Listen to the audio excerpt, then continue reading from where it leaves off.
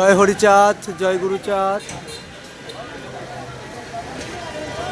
29তম বাৎসরিক শ্রী শ্রী হরিচাঁদ ঠাকুর উৎসব।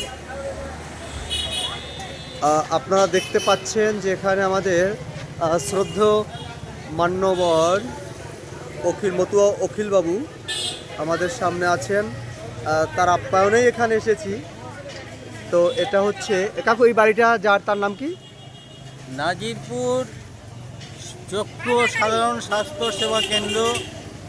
এই প্রতিষ্ঠান তৈরি করেছেন ডক্টর অনিল কৃষ্ণ মহন্ত। 1994 সাল থেকে এই অনুষ্ঠান এই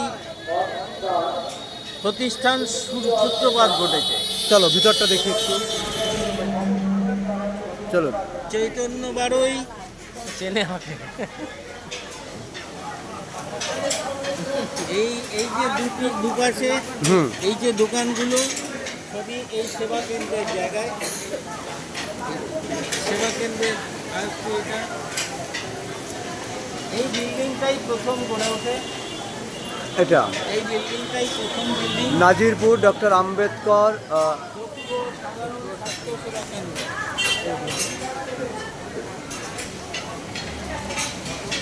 আচ্ছা কাকু, এই যে এইটার কথা বলছিলেন, এটা কবে তৈরি হয়েছে?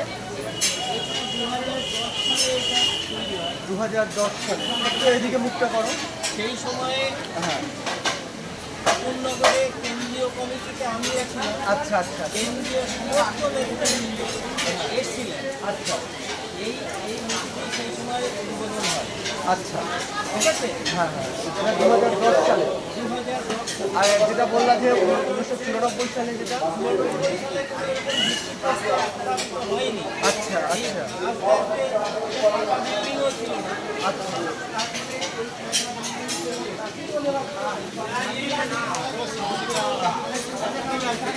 যেটা সেটা বসেছে। আচ্ছা, এটা আমরা পরে দেখে পরে নিচ্ছি। দেখবো। আমরা এদিক দিয়ে যাই, আচ্ছা এদিক দিয়ে যাই। আচ্ছা, চলো চলো। এটা হচ্ছে অফিস ঘর। এটা অফিস ঘর। আচ্ছা, এই প্রতিষ্ঠানের অফিস ঘর। হ্যাঁ এখানে ওই টিকিট কাউন্টার, যখন প্রতি রবিবারে অসংখ্য রোগী আসে, হ্যাঁ, তারা ওই সামনে এই জন্য লাইন দিয়ে দাঁড়ায় এখানে এখানে চিকিৎসার জন্য। চিকিৎসার জন্য। আচ্ছা আর ওখানে টিকিট দেওয়া হয়। আচ্ছা, আমরা এবার দোতলায় উঠছি। এটা হচ্ছে চোখের ডিপার্টমেন্ট।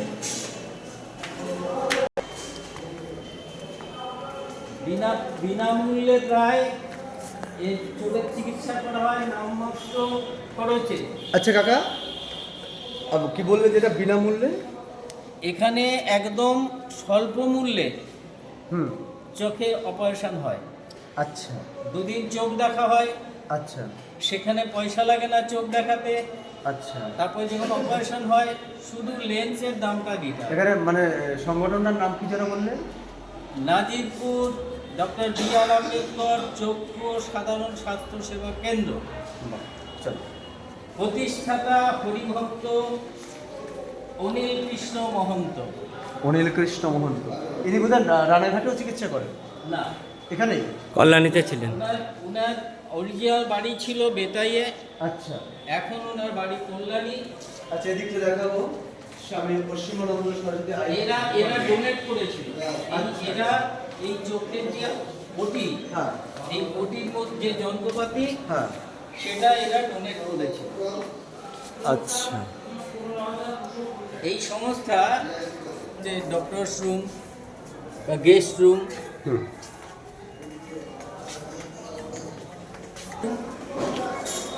আচ্ছা এটা ডক্টরস রুম। এখানে আচ্ছা, এবার একটু মন্দির। এইবার আসে মূল যে বিষয়, যে হরিভক্ত অনিল মহন্তর মনের মধ্যে যা ছিল, তিনি প্রথম থেকে চেয়েছিলেন কী করে হরিচাঁদ ঠাকুরকে এখানে প্রতিষ্ঠা দেবেন, এবং সেই মর্মে এই হরি মন্দিরটা তৈরি হয়েছে 2016 সালে। 2016 সালে এই হরি মন্দির তৈরি করেছেন।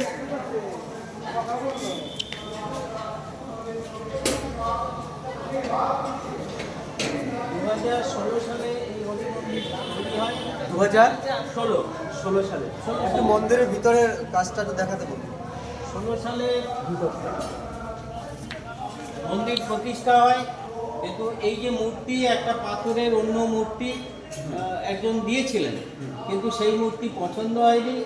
এবার ডাক্তারবাবু তার পছন্দ মতো কৃষ্ণনগরের সবচেয়ে সুদক্ষ যে কারিগর, একটু ওদিকে বলতে শিল্পী, সেই শিল্পীকে দিয়ে এই মূর্তি করিয়েছেন ভিয়েতনামি পাথর দিয়ে। এই মূর্তির দাম পড়েছে 6,25,000 টাকা।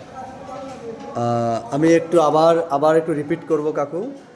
আবার এই যে মূর্তিটার কথা বললে, এটা হচ্ছে ভিয়েতনামে, এটা ভিয়েতনামি পাথর দিয়ে তৈরি। হ্যাঁ। এবং কলকাতা রাষ্ট্রপতি পুরস্কার প্রাপ্ত কৃষ্ণনগরের বিখ্যাত যে শিল্পী, তাকে দিয়ে এটা করানো। আচ্ছা, আসলে ভিতরে কাজটা দেখুন। এবং আর সব থেকে ভালো লাগলো যে কুকুরের উচ্ছিষ্ট প্রসাদ পেলে খায়, বেদ বিধি শৌচাচার নাহি মানি তাই। হ্যাঁ, এটা তো একদম। ঠাকুরের কথা। একদম। এবং এই মন্দিরে এসে বোঝা গেল যে এখানে বৈদিকতার কোনো ছাপ নেই। বৈদিকতার কোনো ছাপ নেই।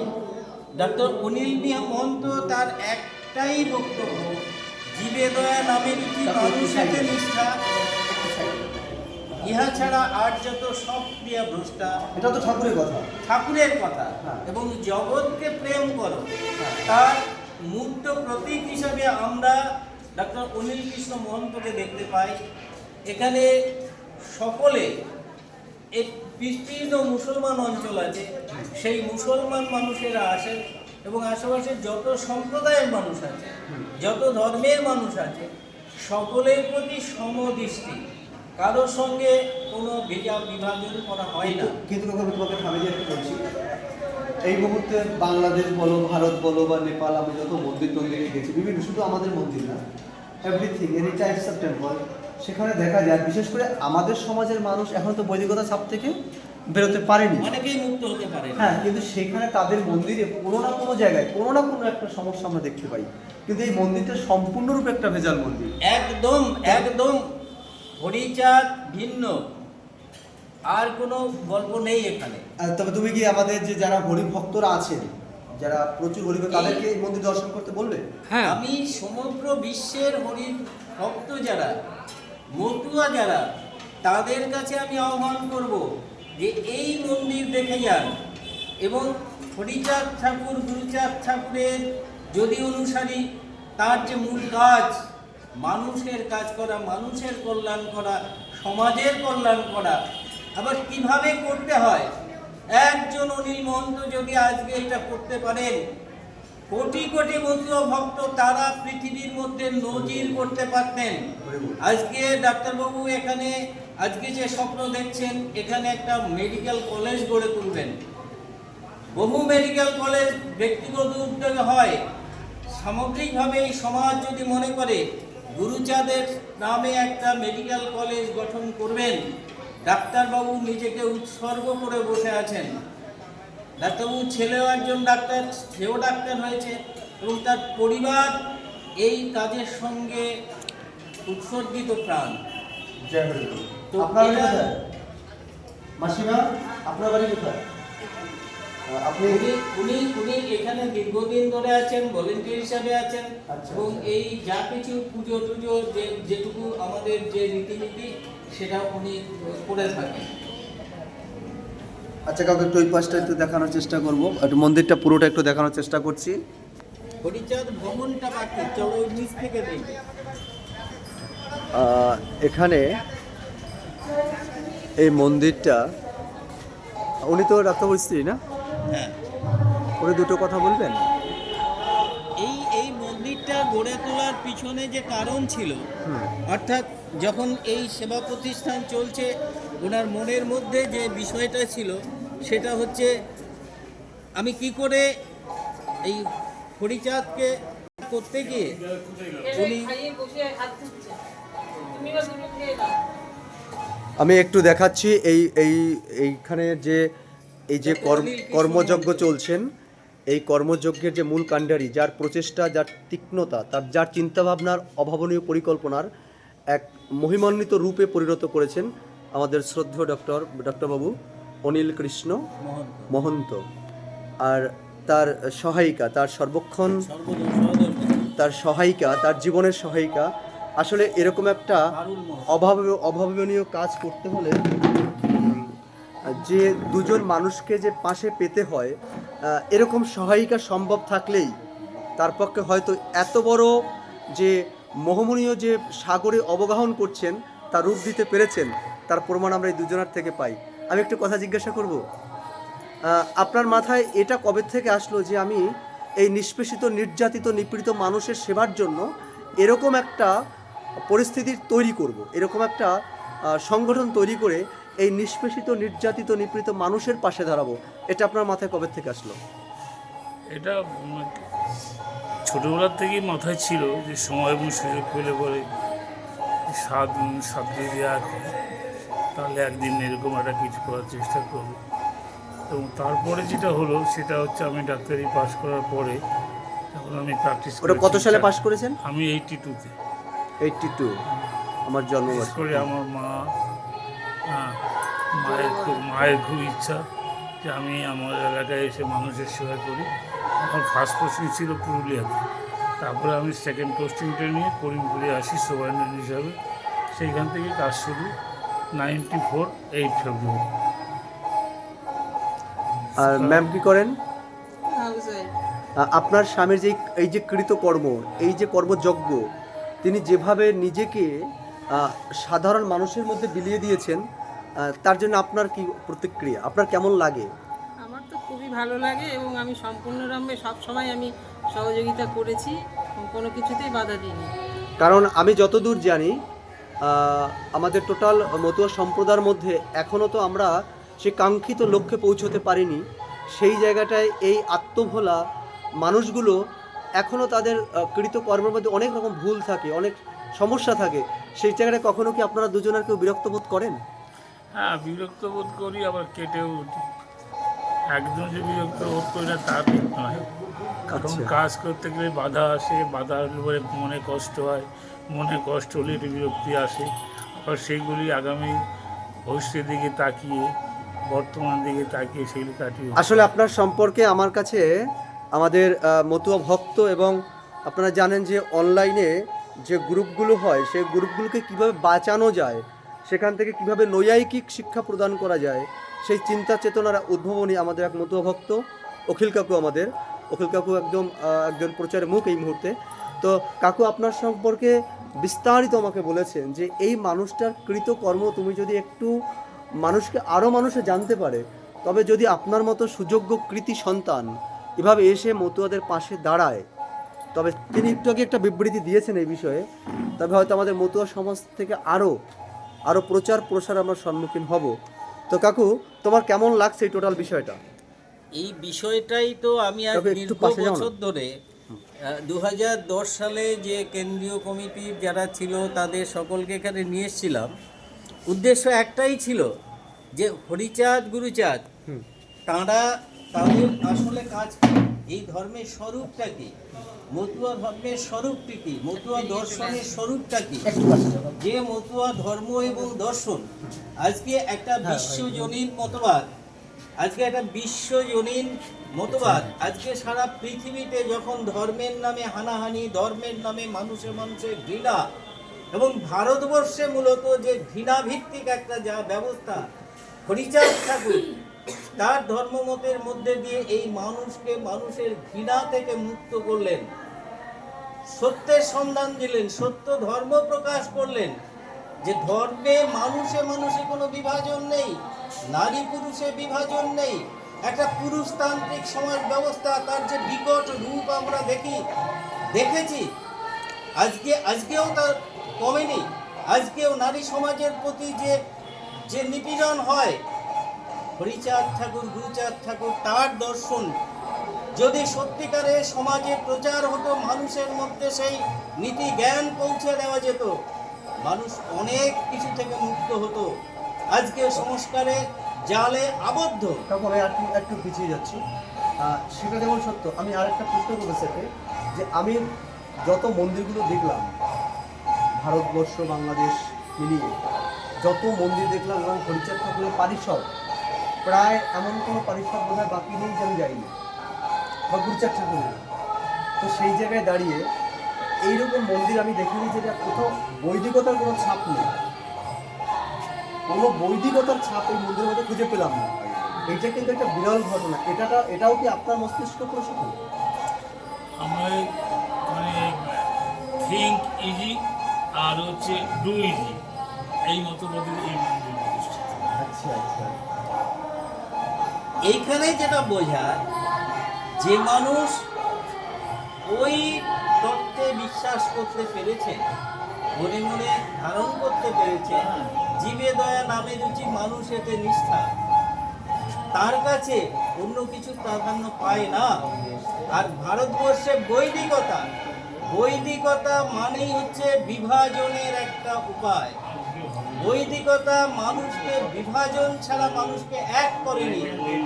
যে প্রচার করা হয় বৈদিক ভারতবর্ষ অতি প্রাচীনকালে, তাহলে সেই থেকে সেই ভারতীয় সেই ভাবনাটা বিশ্ব জুড়ে প্রচারিত হয়নি, বিশ্বের মানুষ আকৃষ্ট হয়নি। 1400 বছর আগে ইসলাম সারা পৃথিবীতে ছড়িয়ে পড়ল, 1400 বছর। আর এরা কত শরণার্থী কালের কথা বলে, অথচ ভারতবর্ষের বাইরে এই কুসংস্কার ছড়ালো না। আসলে কুসংস্কার, আর সেই কুসংস্কার ফলস্বরূপ হচ্ছে ভারতবর্ষের অস্পৃশ্যতা, ভারতবর্ষের দলিতের জন্ম, ভারতবর্ষে অস্পৃশ্যতার জন্ম। এইটা হচ্ছে মূল সত্য। আর সেই সত্য বোঝার জন্য জটিল কোনো তথ্যের প্রয়োজন নেই। ডাক্তারবাবু সরল মনে যে সরল ধর্ম, সেই সরল ধর্মের কথা হচ্ছে হাতে কাম মুখে নাম।